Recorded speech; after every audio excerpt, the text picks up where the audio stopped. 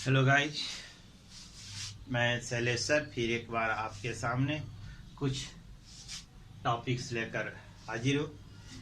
आज के इस वीडियो में हम लोग रिफ्रैक्शन से रिलेटेड कुछ टॉपिक्स के बारे में जाने। ऐसी हमने पहले भी कहा था कि कुछ घटनाएं हैं जो रिफ्रैक्शन के कारण होती है और वो देखने में हमें एक मैजिक के जैसा लगता है। एक इसी तरह की एक घटना है जो आपको एक मैजिक की तरह लगेगी, जिसे हम कहते हैं fountain of fire. Fountain of fire. इसके लिए हम क्या करते हैं, एक हम जार लेते हैं।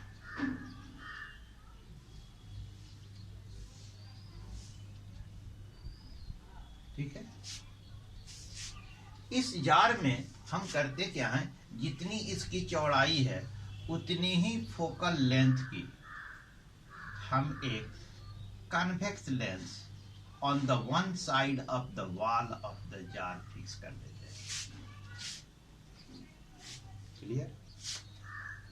यह जो है आपका एक कन्वेक्स, ये एक जार है।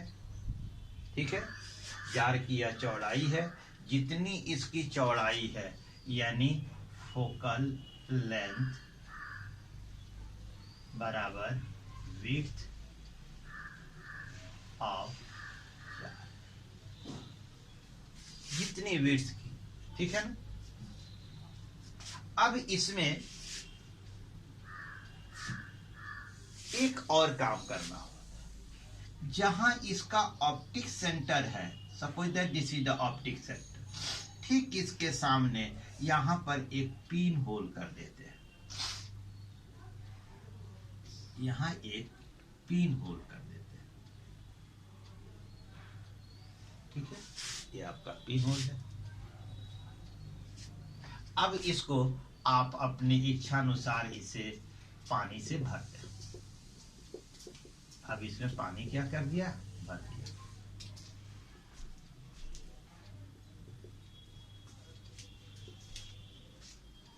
ठीक है, इस लेंस के सामने एक रेड कलर की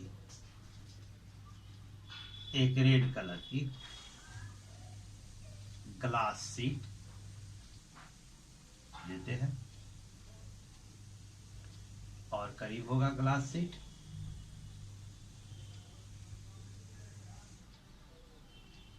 ये आपका रेड कलर की ग्लास शीट,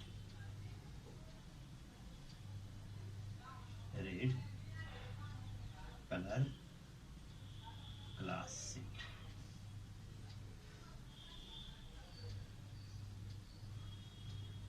ठीक है, चूंकि इधर से ये सोर्स ऑफ लाइट है, सोर्स ऑफ लाइट है, इधर से लाइट इस ग्लास से होकर पास करेगी, तो ये लाइट जो है, suppose that this light is falling on this. ठीक है, ये लाइट इस पर इससे ग्लास, रेड ग्लास से निकलकर फॉल कर रही है।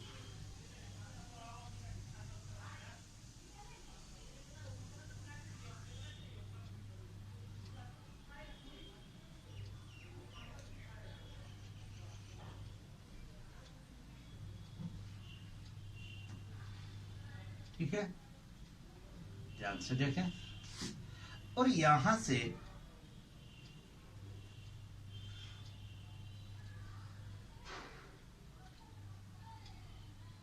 This is the red fountain यानी फायर, है ना,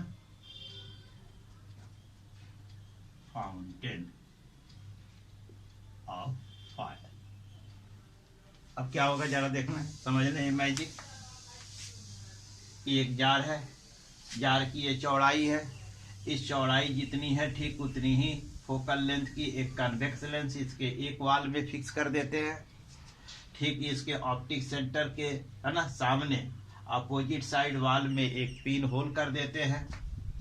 अब इस जार को पानी से भर देते हैं और लेंस के सामने हम जो है एक रेड ग्लास शीट रख देते हैं।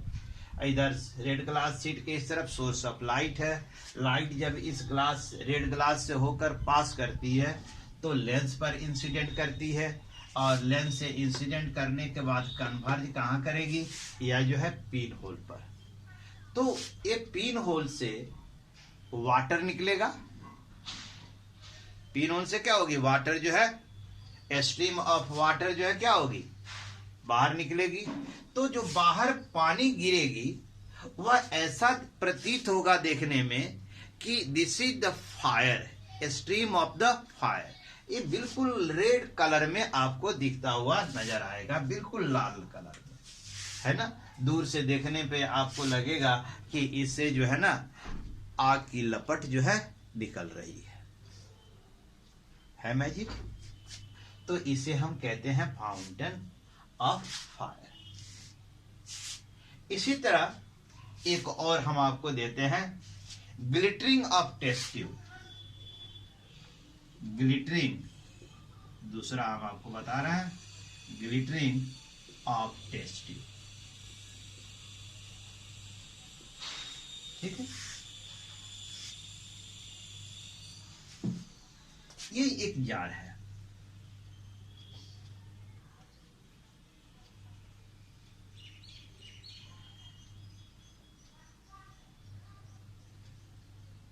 ठीक है, एक जार है।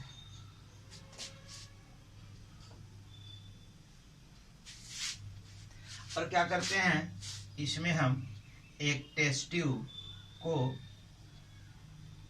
तिरछे रूप से हम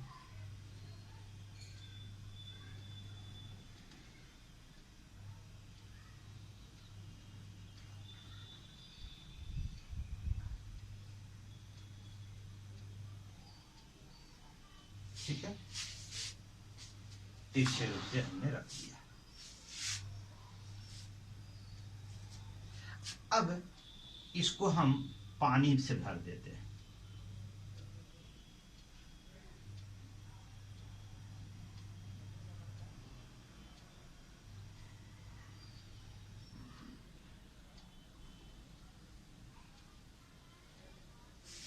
ठीक है, ध्यान से देखें, एक जार लिया, जार में एक खाली टेस्ट ट्यूब जो है हमने क्या कर दिया, डायगोनली उसको प्लेस कर दिया और तब इस जार को हमने पानी से भर दिया। टेस्ट ट्यूब में पानी नहीं है, always be remember, test tube में पानी नहीं है। ठीक है,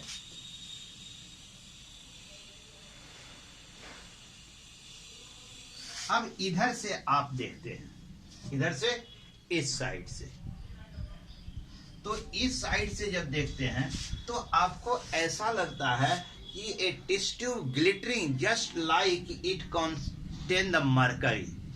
ऐसा आपको लगेगा कि इस जो है ना, ये टेस्ट ट्यूब जो है चमकता हुआ बिल्कुल किसके जैसा, मरकरी के जैसा, जैसे लगेगा कि पूरा मरकरी से भरा हुआ है। ठीक है, तो एक अब इसमें क्या होता है आप देखें,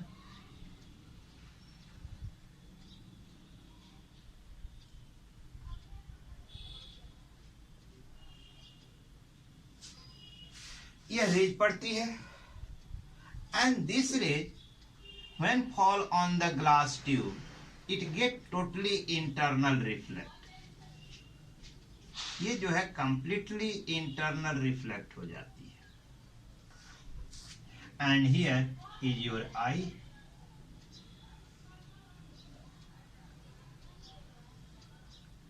यहां पर आपकी आंख होती है।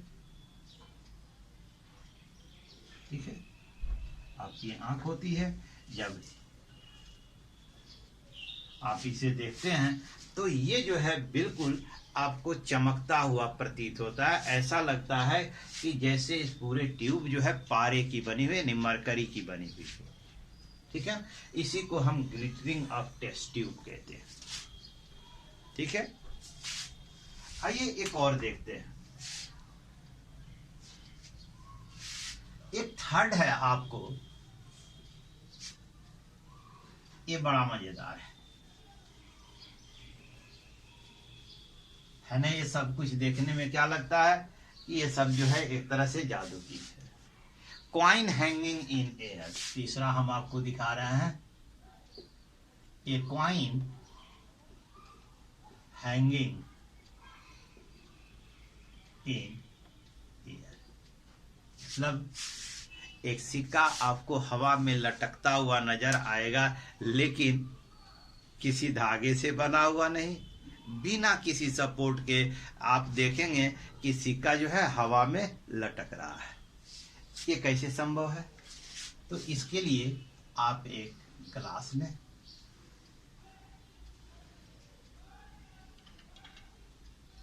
आपने एक ग्लास ले लिया,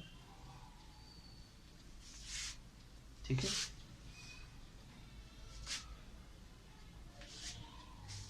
इस ग्लास को है ना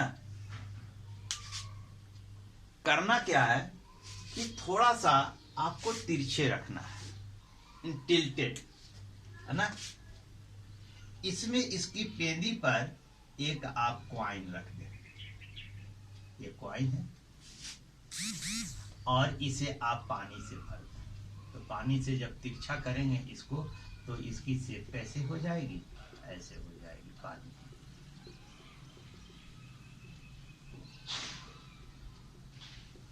ठीक है। ये अब ये ऊपरी लेयर है पानी की ग्लास में। अब इस सिक्के से होता यह है कि रेज इंसिडेंट करती है ऑन दिस सरफेस,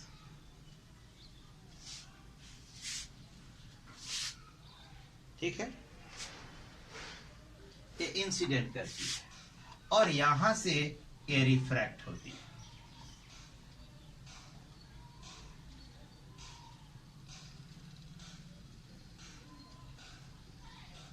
ठीक है।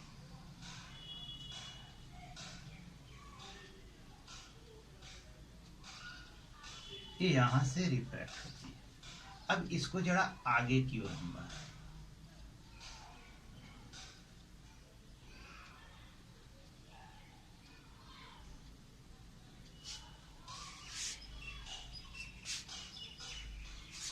ध्यान से देखें।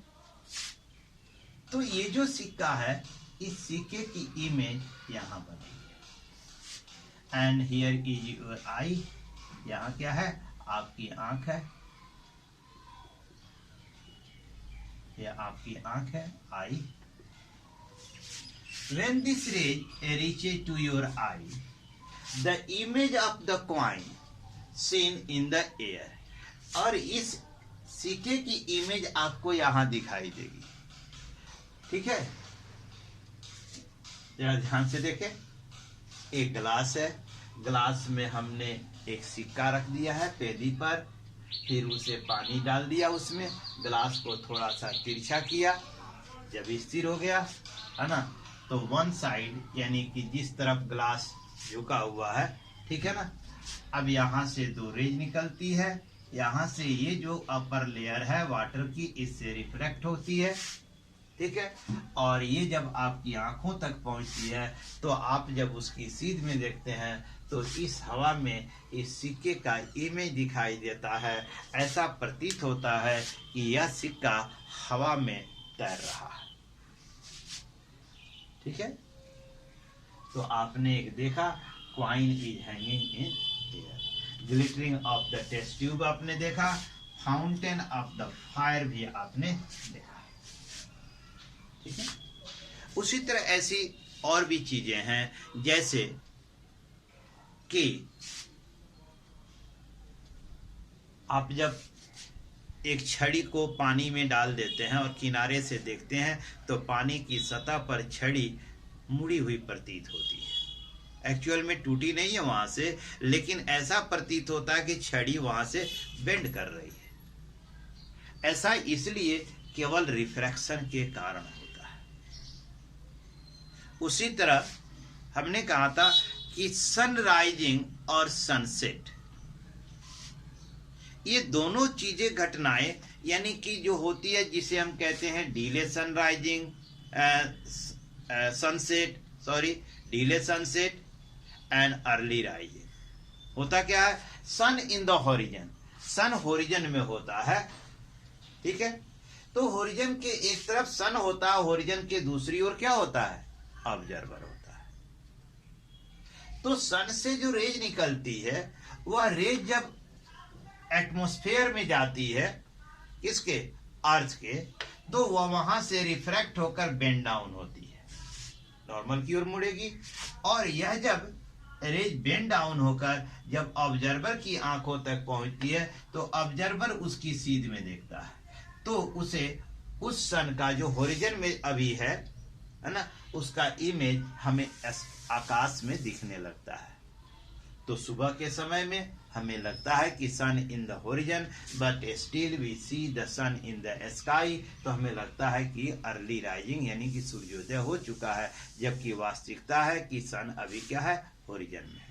ठीक उसी तरह at the time of the sunset, sunset के समय में एक्चुअल में सन जो है होरिजन में जा चुका होता है, लेकिन उससे आने वाली रेज जब अर्थ एटमॉस्फेयर में प्रवेश करती है तो रिफ्रैक्ट होती है, और वह रिफ्रैक्ट होकर जब ऑब्जर्वर की आंखों में पहुंचती है तो ऑब्जर्वर उस रेज की डायरेक्शन में देखता है, तो उसे सन का इमेज दिखाई देता है, तो उसे लगता है कि अभी सूर्यास्त नहीं हुआ है, सूर्य अभी भी आकाश में है। एक्चुअल में वह सूर्य नहीं, वह सूर्य का इमेज होता है, सन का इमेज होता है, ठीक है ना। तो this is the delay in the sunset. अब इसी को हम कहते हैं डिले इन सनसेट। या क्लास 10th में भी आपने पढ़ा था, है ना, एटमॉस्फेरिक रिफ्रैक्शन चैप्टर में, तो यहाँ भी आपने देखा। यहाँ 3 ऐसी चीजें आपको हमने बताया डायग्राम के माध्यम से कि ये बिल्कुल मैजिकल लगती है, ठीक है। तो दोस्तों आज हमने आपको जो है कुछ रिफ्रैक्शन से, है ना, मैजिकल चीजें हमने आपको बताया।